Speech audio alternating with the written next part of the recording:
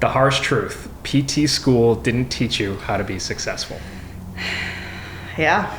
Yep. I think that PT school does a great job with helping you to develop certain basic skills.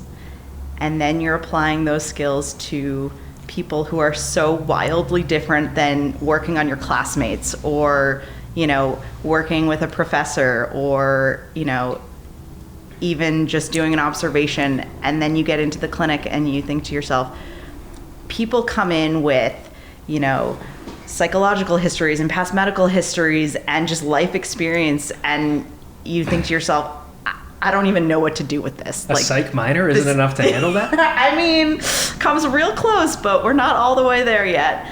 And I think just, managing a caseload, right? Billing, just all these skills that, PT school couldn't possibly prepare you for. Multitasking, juggling multiple things at the same time and still making someone feel like they're the only person in the room. I think that those are skills that you can't possibly learn in school because you have to learn on your feet while doing it.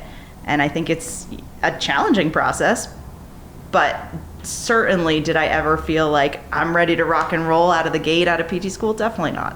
Definitely not. Yeah, I always say PT school gave me a really great basic understanding and knowledge of how to be a PT. Sure. But doesn't create a specialist by any means, and that's not how it's designed. I think the hardest part about being young in the field, especially if you really want to be great someday, is like learning the I don't knows. Yeah. Right? So like you have to learn to be a negotiator. Sure. Right? Both with your patients and with your boss. Yeah. Right? Yeah. Like negotiation, they just don't teach it in school. No. Right? So there's some strategies around there that I've certainly found successful and that we teach our staff. Yeah. Because it really ties back to buy-in for plan of care and a lot of other things. Yeah. Leadership and followership, right? They don't talk about that in school, no, right? They sure don't. It's really difficult, right? Yeah. Like how do you tie that to clinical care and outcomes? And that's not on the CAPT, right? Right. It's not on the PT exam, right? Right. But it's so crucial to building a strong culture is having people who are enjoyable followers, like people who are great to teach and who take that role and potentially want to become leaders or don't want to become leaders, and people who want to be great leaders. And what does that look like? What books do they need to read? What tracks do we need to put them in, or courses do they need to take to get to that next level? And then just like marketing yourself. Yeah.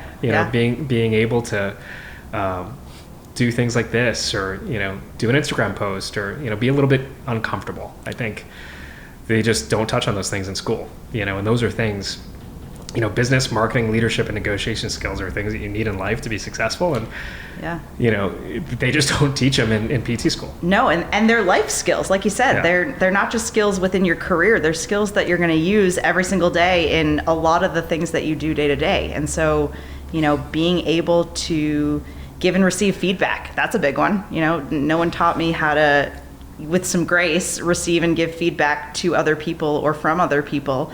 And that's a life skill, because you're getting feedback from your patients, you're getting feedback from your boss, you're getting feedback, from the person at the coffee shop down the street. You're always getting feedback, and it's how do I discern that feedback? How do I, internalize certain things and push the rest aside and use it to better myself, because that's what feedback is for.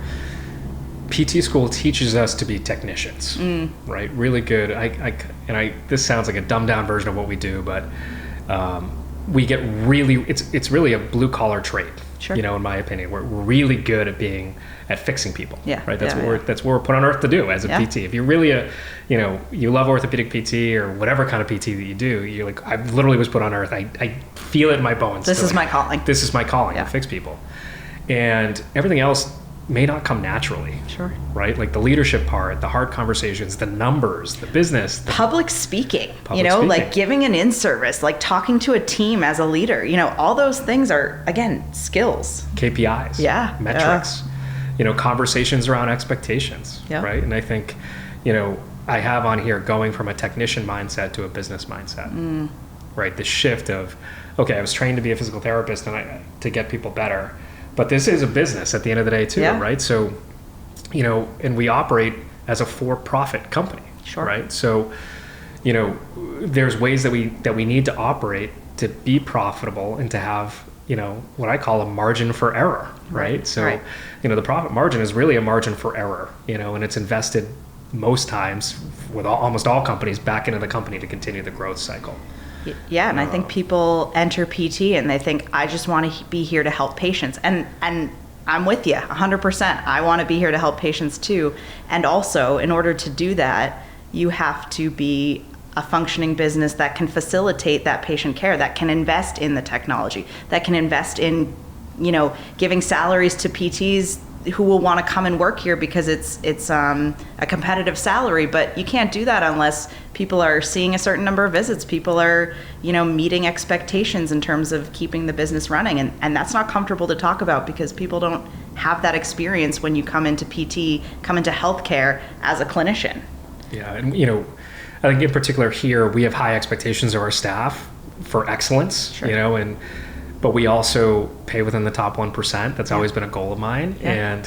And, we take that three-legged stool really seriously. So our staff experience relays our patient experience, which relays our business stability, right? So if the staff have a great experience and they're culturally aligned with excellence and where we're going and customer service and that positive attitude, then our patients are going to be happy because they're going to get a great experience. And then our patients being happy means they're paying their bills and the business is successful and they're telling their friends, right? You can't have one without the other. Yeah, so that's, those are a few of the things that, PT school didn't teach you, Nope. and some of the things that you really need to be successful. Definitely.